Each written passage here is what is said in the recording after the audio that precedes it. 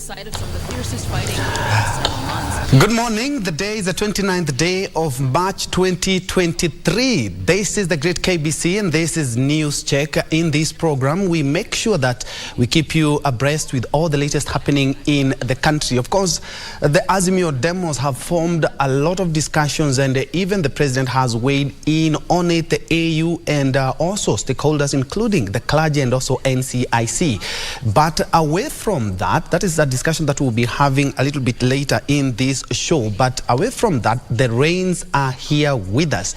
But the conservation efforts that we have in the country still need a lot of pushing, and especially when it comes to the tree cover.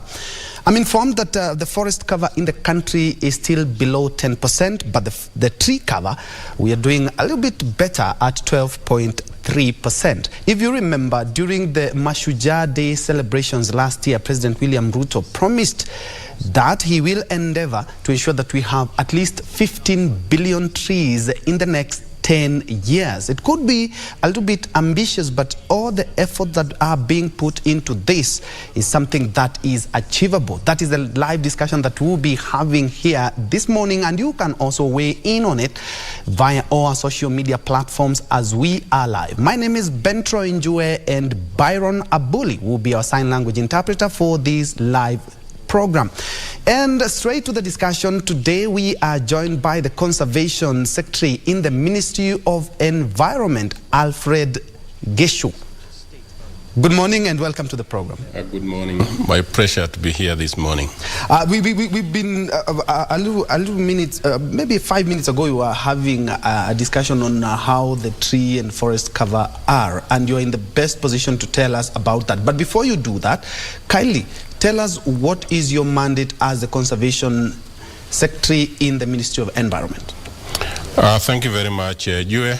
The Conservation Secretary is the technical officer who supports the Principal Secretary in the implementation of actions around forest conservation, sustainable management, and protection. And also a significant role in mobilizing and citizenry towards taking up the call from His Excellency the President and the call from all of us to participate in actions that ensure we have in this country a forest and tree cover that we can all be proud of. This is an initiative that requires very strong coordination. It's a coordination function that is also heavily relies on the Ministry of Environment, Climate Change and Forestry.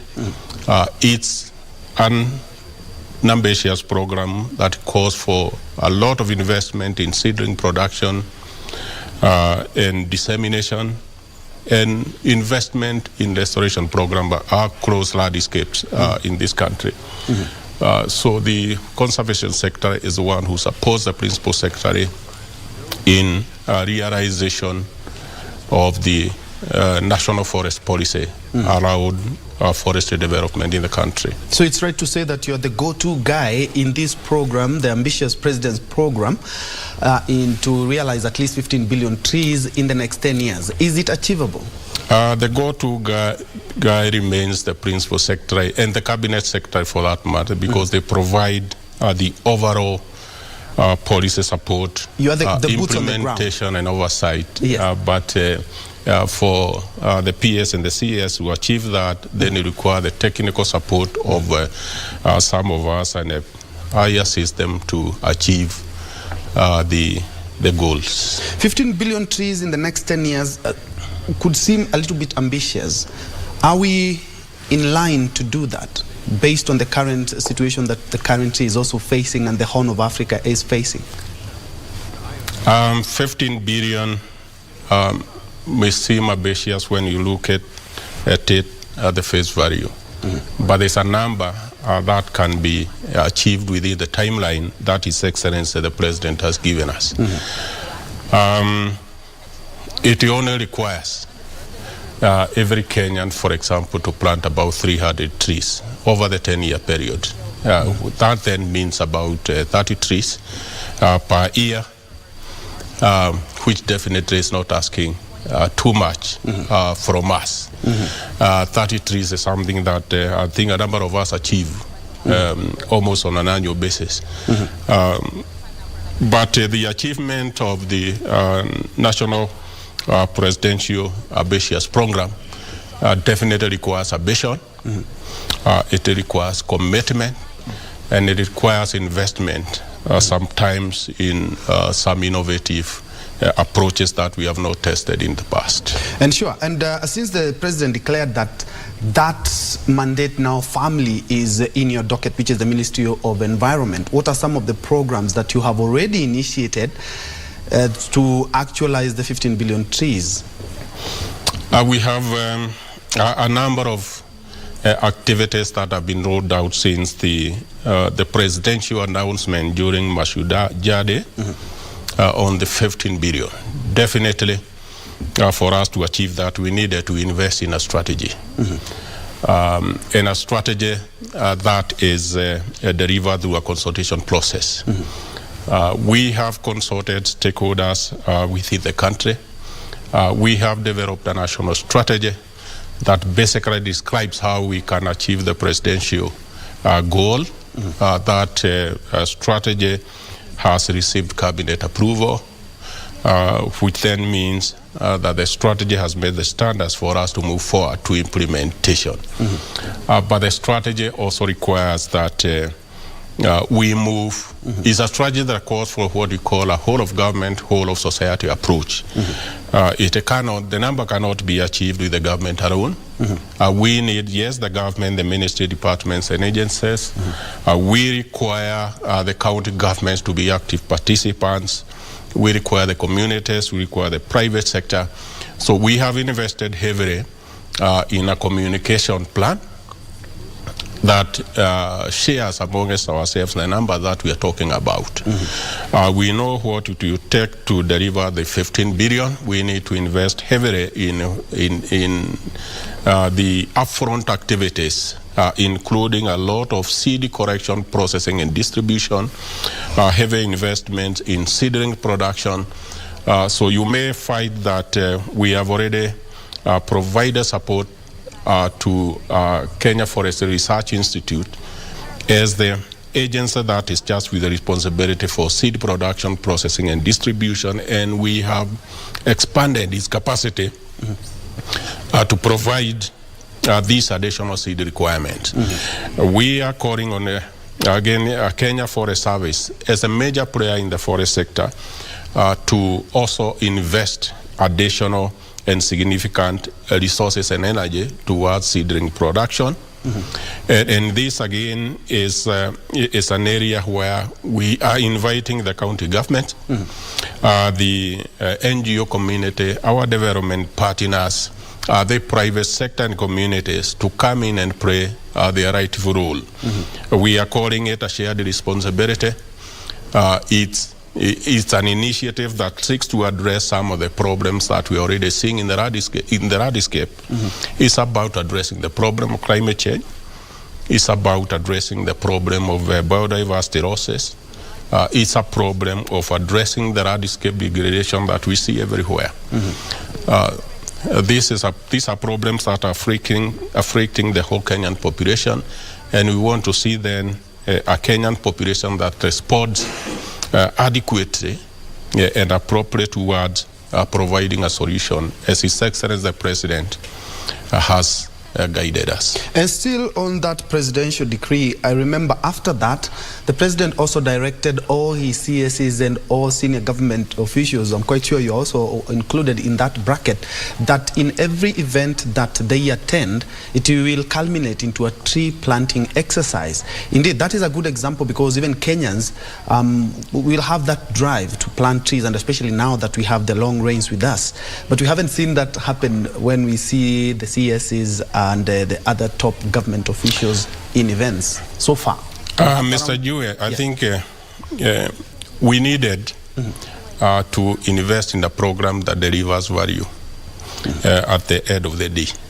So we needed to make sure that we spared most of the energies in planting after the rains have set in.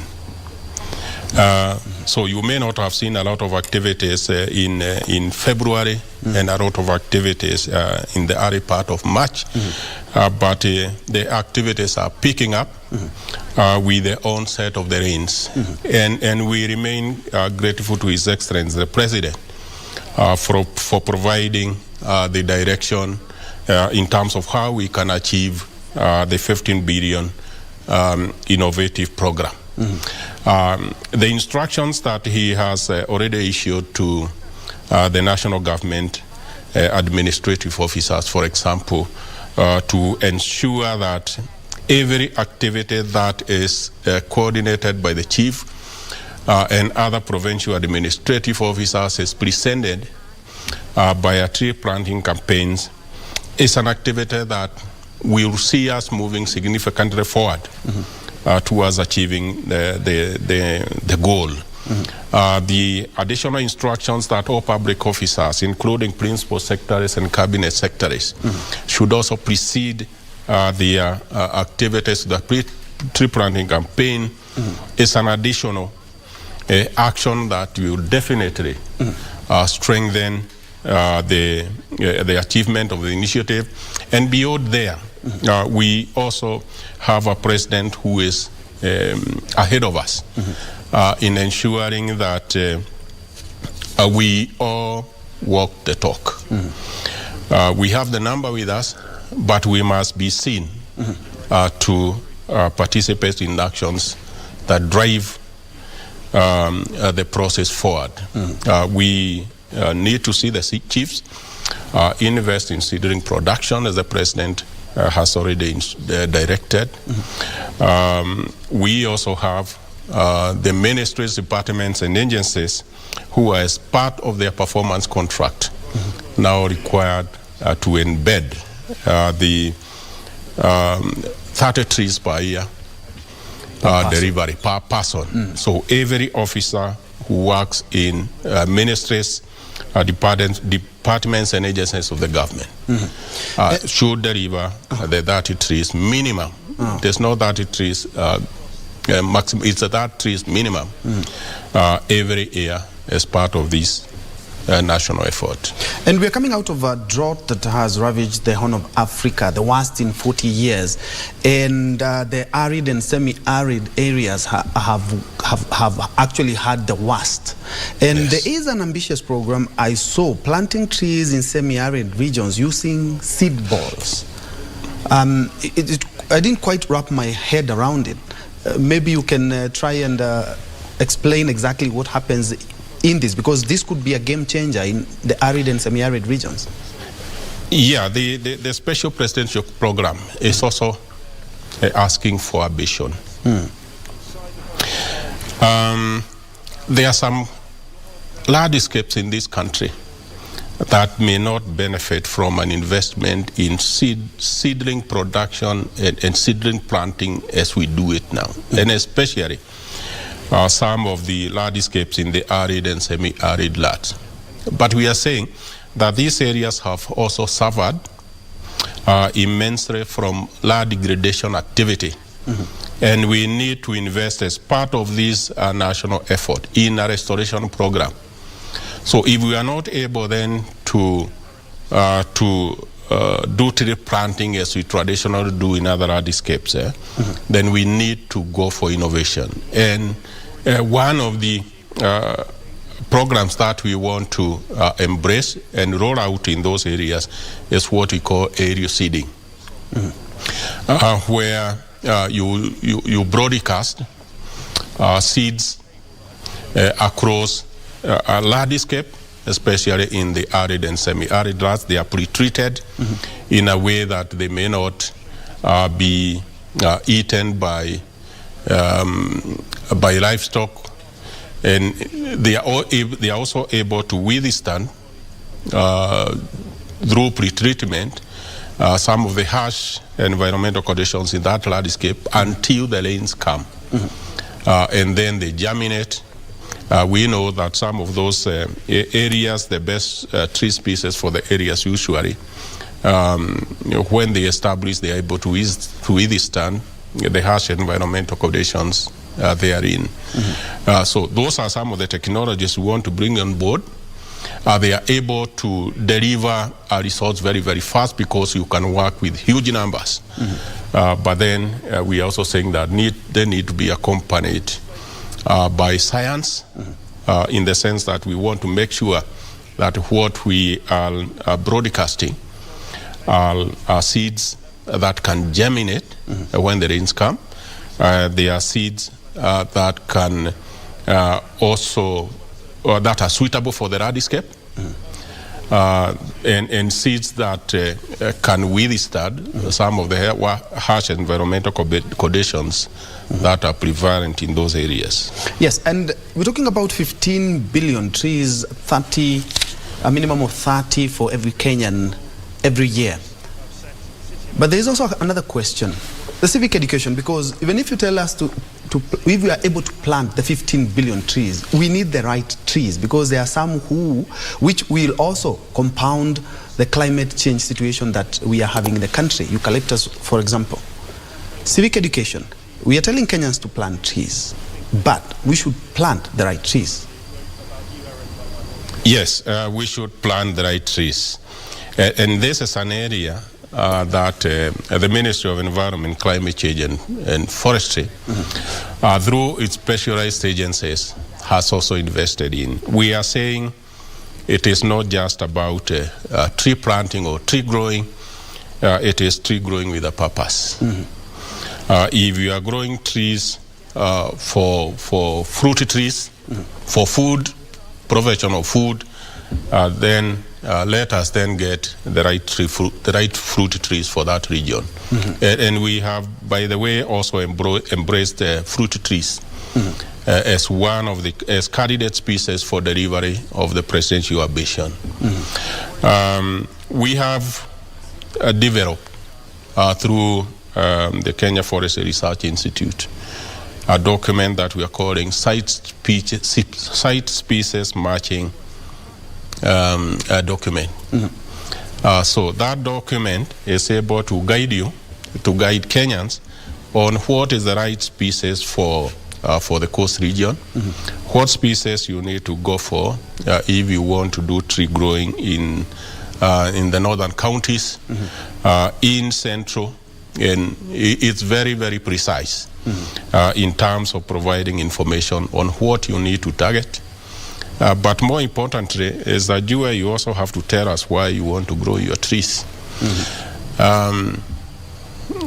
Normally, tree growing is a long-term investment. So you need to tell us what you want at the end of the day. If you are looking for timber, then we can direct you to the right timber tree.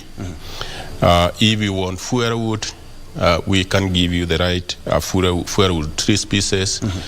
If you are looking for fruit trees, we can direct you to the right fruit tree and the right source of those seedling supplies.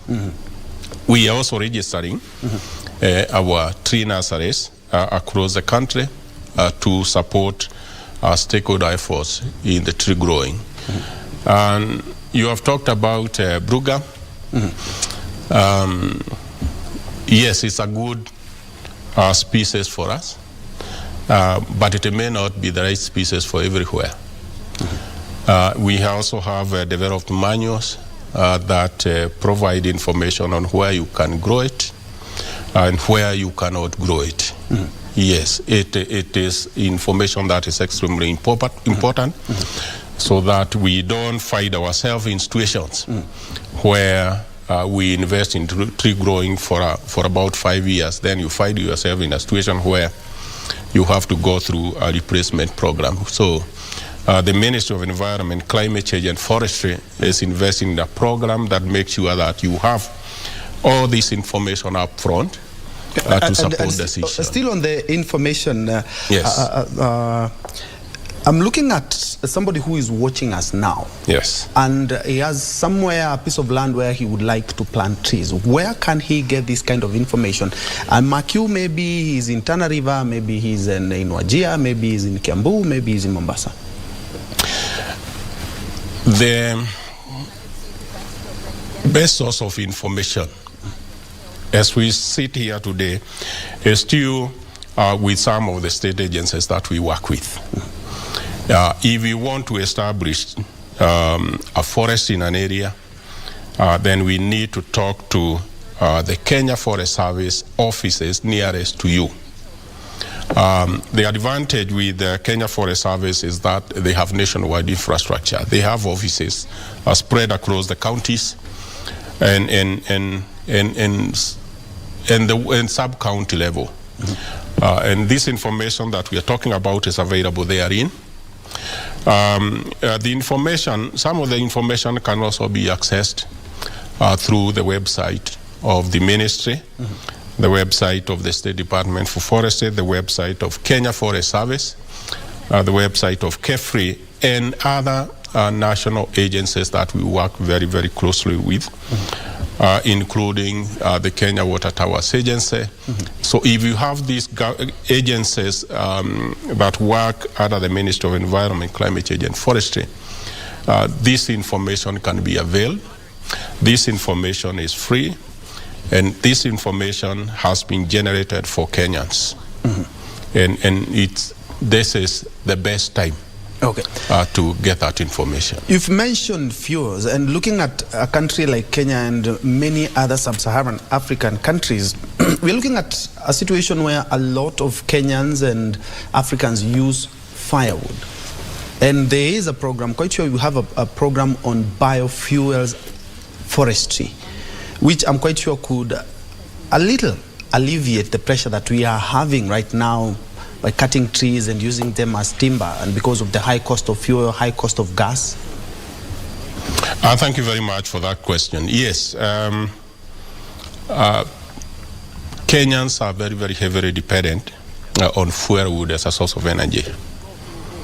And firewood, again, has been identified, firewood and charcoal, they have been identified as drivers of deforestation and forest degradation in some of the landscapes in this country. So what are we then proposing for Kenyans is that even as we invest in actions that delivers these materials at the farm gate, we will not be able to achieve some of the national forest aspirations if we don't invest in alternative sources of energy. And the alternative sources of energy include the biofuels, the biogas, investments in solar energy, invest in efficient cooking technologies, especially in some of the institutions like prison, schools, hospitals, and others. So it's a multiplicity of actions that can deliver these interventions for us Kenyans. We move in strongly to provide fuel materials in the short term. We continuously make Kenyans aware, we educate them, we sensitize them on the need to invest in alternative energy sources, and they are available. And we also seek opportunities of incentivizing uptake of these technologies at the end of the day. And the conservation of water catchment areas, a number of water catchment areas in the country do not look the way they should be looking at. Unfortunately, there are some people who are aggravating the situation by either compounding the situation by either farming there or even more destruction of the forest cover. Yeah, the water towers. Yes. The way they look today is not the way perhaps Kenyans would wish to see them managed. Some of the water towers We are using them for industrial forest production. Those are the plantations. Some of us are using them for as grazing areas. There's a lot of activities that may be occurring there that are not consistent with what Kenyans would want us to manage. But we also have very, very good examples of areas within the water towers that are excellently delivering on their mandate. So what is happening over the last few years is a situation where the Kenyans are asking us to apportion or to make sure that these water towers are managed heavily for delivery of environmental services. We want to see them more strongly managed for water, more strongly managed for biodiversity conservation, and delivery of livelihood benefits that do not necessarily involve a lot of extraction. But happily is a government resolve. And the resolve within the Ministry of Environment, Climate Change and Forestry, and the State Department of Forestry and the agencies within it to do things differently than what we have witnessed in the past. And you may have seen that over the last few years, where the government has stamped its feet and required that the water towers are managed to deliver what Kenyans require from all of us. And this is what is happening today. And this is what you are going to see in future. Yes. And I'm looking at also, I'm still on the 15 billion trees, because as you mentioned, we will also be putting in also fruit trees as well, like mangoes. I come from a country where there are mangoes, avocados, macadamia, and also miraa. And this is something that Kenyans can explore. In as much as we'll have the 15 billion trees planted, yes, this is also a source of income. Yes. When we talk about the 15 billion trees government initiative, we need to see where it is going to be delivered. And I have said that we are investing in seed and seedling production, including the fruit trees that we have just talked about.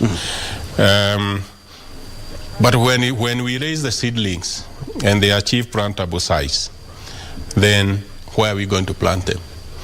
We will plant them in some of the public forests that the Ministry of Environment through its agencies are managing, the public forest areas, significant part of which is degraded. So we are going to invest heavily in the restoration of those public forests, including the water towers that we have just talked about. There will be investments in the mangroves, in the coast region, and we will do a lot of planting of mangroves there.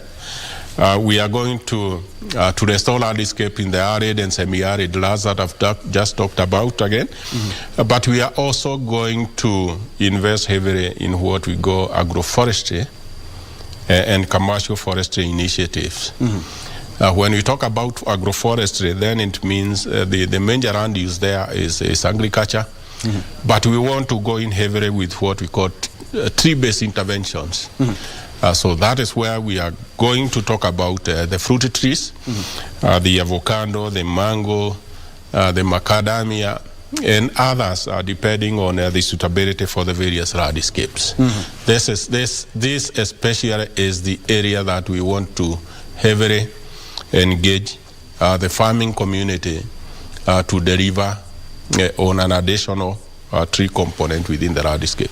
A Kenyan who has maybe the land to spare or maybe wants to plant trees, and unfortunately the economic situation that we are in currently maybe will not allow, is there a way that Kenyans can access these trees either at a subsidized price or for free? Yes.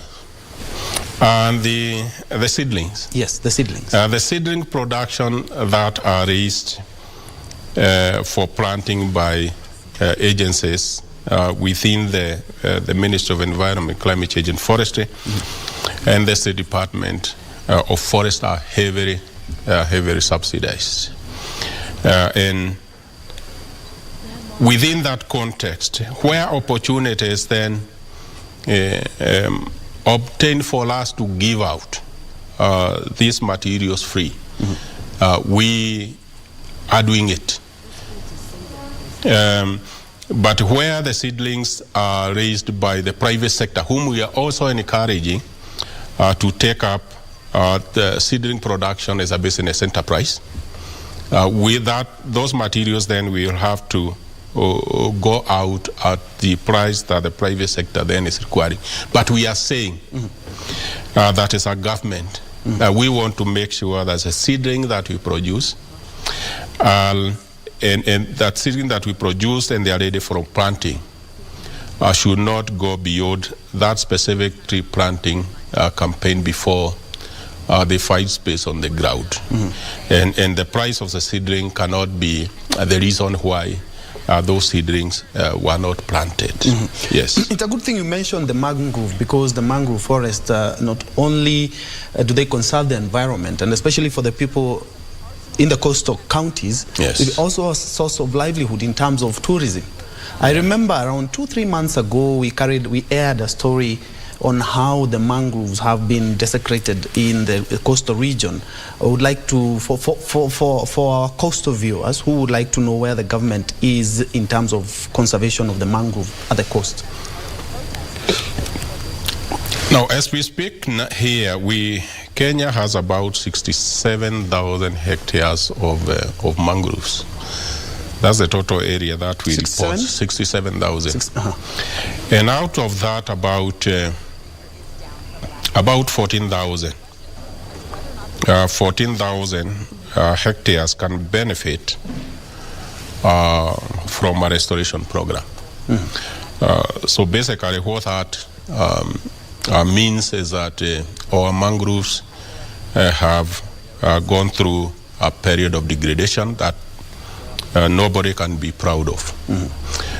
So the government has taken the restoration of mangroves with the priority that it deserves, and part of that is that we appreciate, and especially those of us who work in technical justice, we know the special value of mangrove forests in terms of support to the livelihoods of the communities that live immediately next to the sea, the protection of the shorelines, the breeding grounds for the fish and other sea animals. And the more reason why then we are saying that the 14,000 hectares that are degraded must be restored within the shortest time that is possible, so that they continue to deliver on the environmental services that were expected initially of them. Part of it will include enhanced protection,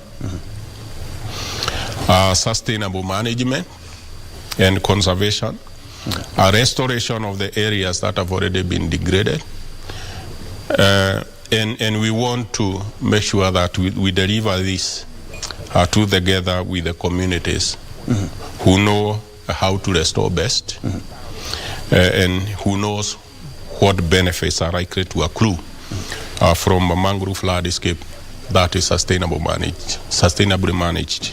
It's a good thing you've mentioned communities, and looking at this big project by the government, yes, there are also other players in the market, and especially private individuals and corporations who have made tree planting a business, either seedlings themselves or even trees, mature trees as well.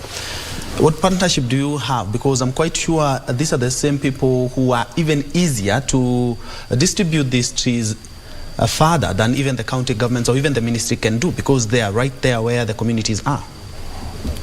And the 15 billion. Yes.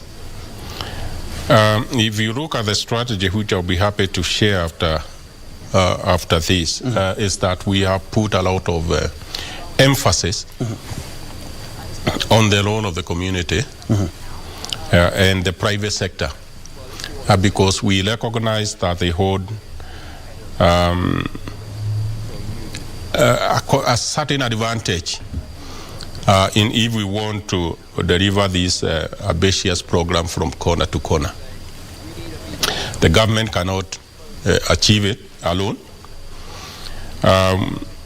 So what we have, and I think I talked about it earlier, what we have done as a ministry is to invest in an ambitious awareness and sensitization campaign. Out of 7 billion seedlings, and then about 2 billion tree growing. We want it to be very, very heavily driven by the private sector. And we want the private sector to come in and invest in these actions as profitable enterprises. Because we do not want a person to come in and invest in tree growing. At the end of the day, he turns up poor. If the private sector entities invest in seeding production, then it must be a seeding production program that makes value to that person. The communities that are investing in seeding production, they must have what we call an offtake. Yes, once they mature, because we must be able to grow them. So what we are doing as a ministry is to provide a linkage. There are private sector players who are not very good in seedling production. So but they will still want to be partners in tree growing.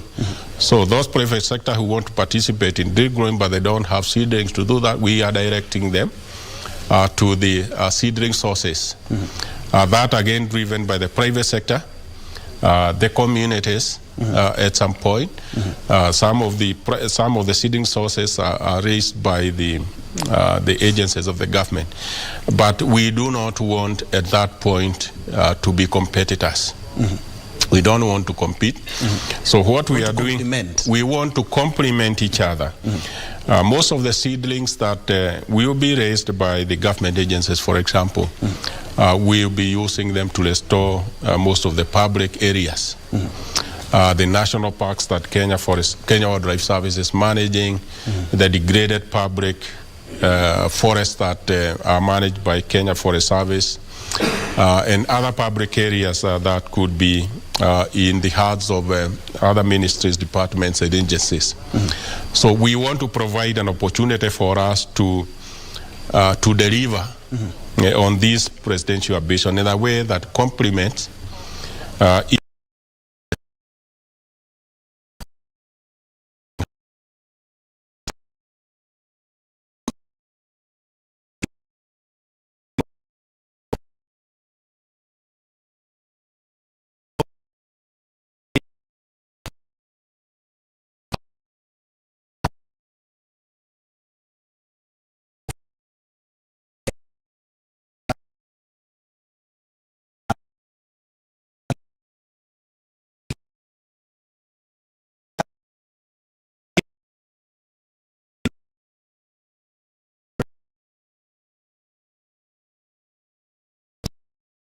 Thank you very much. Yes, the 4K Club, the Wildlife Club of Kenya, and other groups that we have identified within schools.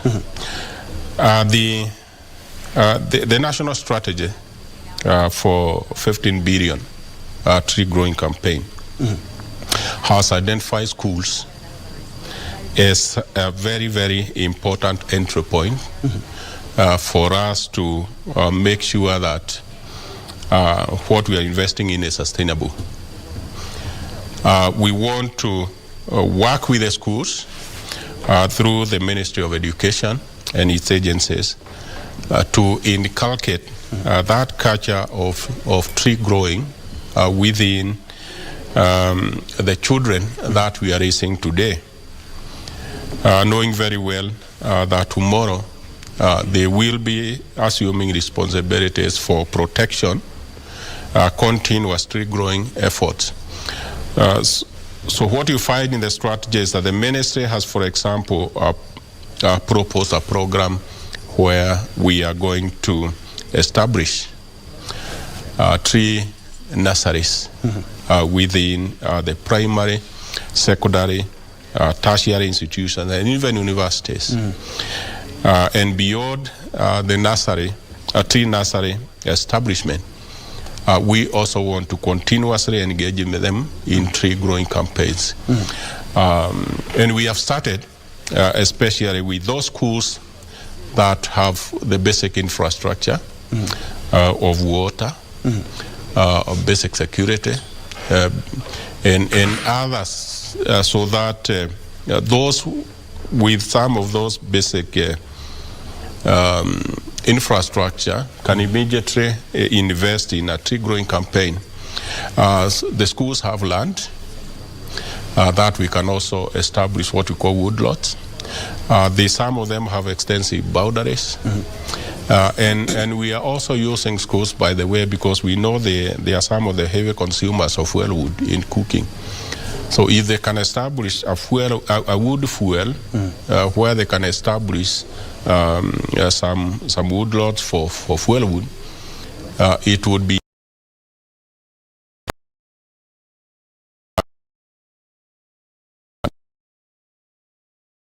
the seedlings that they are producing for extension support to the communities neighboring the schools. So it's a program that we have already identified. It's a program that can deliver value, and it's a program that inculcates then that culture of tree growing within our children. Yeah, and looking at incentives, I've seen government give incentive to companies maybe who do a certain thing. Maybe some of the taxes can be reduced, or they can benefit from some of the government incentives. As a ministry, have you thought of exploring that? Because this is quite an ambitious program. And also, looking at initiatives like, I've seen marathon designed, or marathon, mostly marathon, where we see people collect money for either health, the heart run. We've had a run for tuberculosis, malaria, for Beyond Zero. We have seen such campaigns.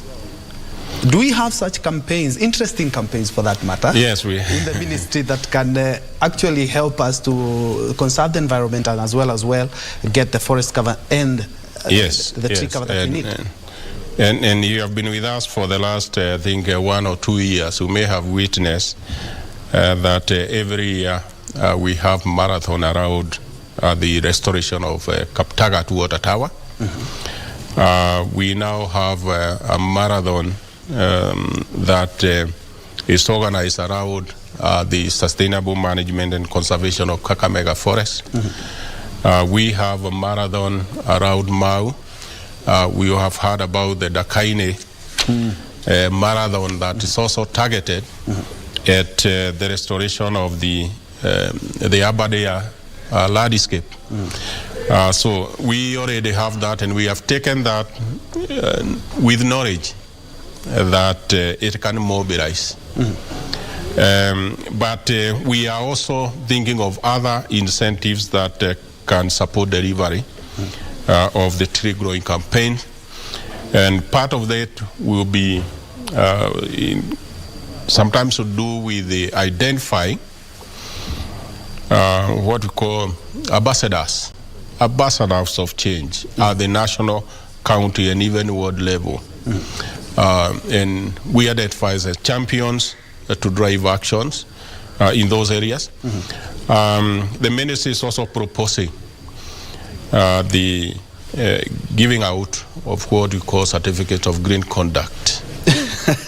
Certificate of green conduct. Okay, that's a new one. Yes, so that Njue, if you know you have invested heavily, then why can't we give you that certificate to recognize your achievement in the delivery of the presidential program? And you can use it around to also secure a better job. Yes, actually my boss is an avid tree planter and a conservator, so I'm quite sure he should be one of the guys receiving the certificate of green conduct. Certificate of green conduct. All and right. we have other incentives that we identified close that can incentivize actions. Yes. And as we wind up, because I see we have around a couple of minutes, there are a lot of funds streaming in because of conservation, and especially in the Horn of Africa. Kenya is no exception to that. And UN has also poured a lot of money, and also NGOs and even individuals for this exercise. How do you ensure as a ministry these are funds which are prudently used for the right purpose to ensure that not only do we conserve the environment, at least as a country, we achieve the forest cover that we need? Because as you know very well, Kenya with corruption and other issues or diversion of funds is something that has been nagging the country for a while now. Definitely. You know, this program that we are implementing, I've talked about ambition, I've talked about commitment, I've talked about innovation, but that does not come cheap. And for us to realize that, the government itself is not able to finance all the work that this program is asking for. So we require the global community participation. We will require the strong engagement of the NGO community. We need to mobilize private sector finance. And we will require other actors within and outside this country. And we'll also mobilize what we call climate and nature finance. I know you may have heard about the carbon trading. Yes. Now, we cannot deliver this in a space where we also have situations of corruption obtaining. So as part of this, then, we need to invest heavily in a very, very strong governance arrangement. And a governance arrangement that will require then that the government, the private sector, the NGO community craft a mechanism for mobilization and delivery of this support. And it is a mechanism then that will allow all of us to be in the room as we share in terms of investment, in terms of delivery of actions that we are calling for.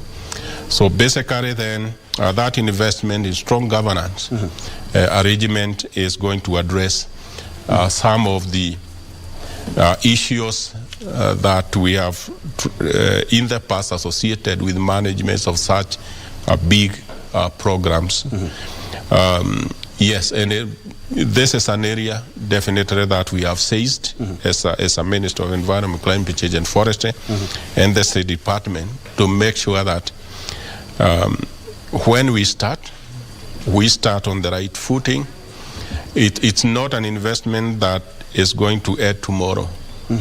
We must make sure that by 2032 we deliver on His Excellency's President's ambition of 15 billion. We restore 10.6 million hectares of degraded landscapes in this country. And we increase our tree cover from the current reported 12.3 to a minimum of 30%. And by the way, this is the only way we as a country can achieve what we have always been looking for. All right. We have a problem, we have a solution. Why can't we then partner to deliver the solution? I'm giving you 1 minute to talk to Kenyans in regards to this exercise and how they can be able to also help.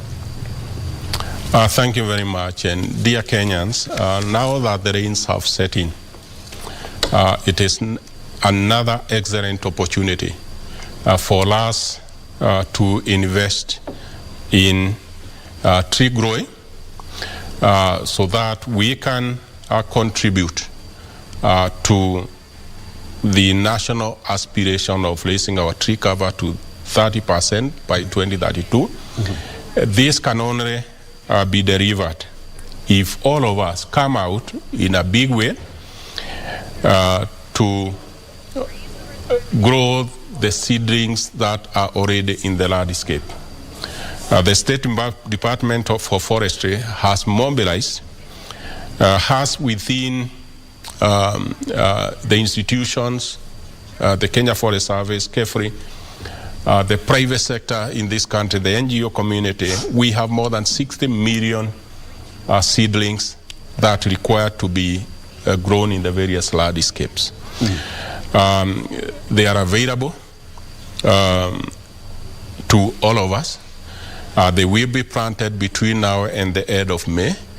And we want to make sure and request all of us then to come out in large numbers to raise, to grow the seedlings that we have. Thank you so much. Thank you so much. That has been Alfred Gichu, who is the Conservation Secretary at the Ministry of Environment there, talking about the tree restoration program which was initiated by the President, and we are looking at about 15 billion trees in the next 10 years to increase the forest cover, which is below 10%, and the tree cover, which is slightly over 10%, which is 12.3%. In any way you can be able to take advantage of the long rains, kindly do. That is where we put a cap on this first hour of this live discussion. I'm having a short quick break, but when we come back we delve into matters building a cohesive nation.